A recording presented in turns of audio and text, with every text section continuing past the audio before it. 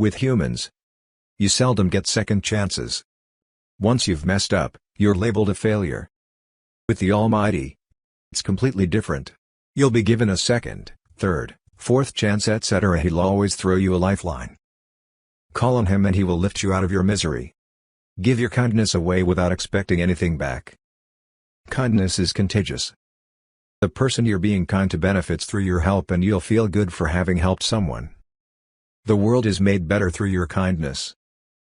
Trust me when I say we need this badly today. The Almighty will test you again and again. So when you are afflicted with a trial, instead of placing your hopes in other humans who are equally weak, place your trust in the Almighty.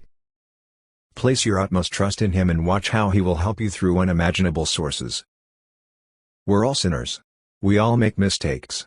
We falter, we trip, we fall. We repent and seek forgiveness from our merciful Lord. We don't see ourselves as a failure. We learn from our mistakes. We refuse to entertain what Satan plants in our heads. We get up and keep pressing forward. We hate delays. We want things to happen when we want them. But the truth is, behind every delay, there's some goodness.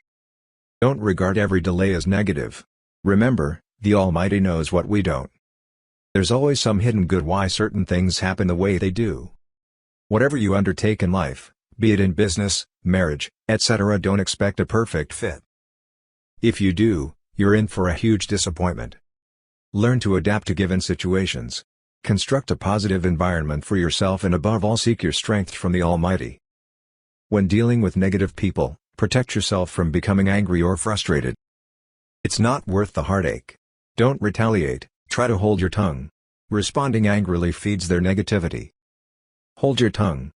When the whole world's in deep slumber. When you wake for the sole purpose of worshipping Him. When you're alone with Him, crying out, seeking His help and forgiveness in the depths of the night. When you feel His might over all else. That's a cure for your distressed heart.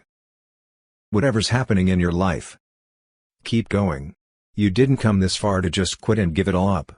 Remember, the Almighty loves you and will keep redirecting you to what has been planned for you. Even when you can't see what's ahead, take that leap of faith. Trust Him always. Be prepared to be tested with fear, failure, loss, health, wealth. You can bear it with good patience or get upset and miserable. What should keep you going is the thought that nothing lasts. The Almighty has a beautiful paradise waiting for you. Don't forsake that.